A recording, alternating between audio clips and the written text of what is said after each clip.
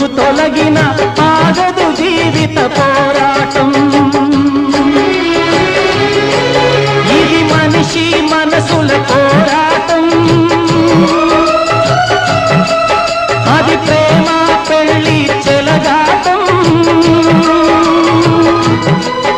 ఇది మనిషి మనసుల పోరాటం. అది ప్రేమ పెళ్లి చెలగాటం.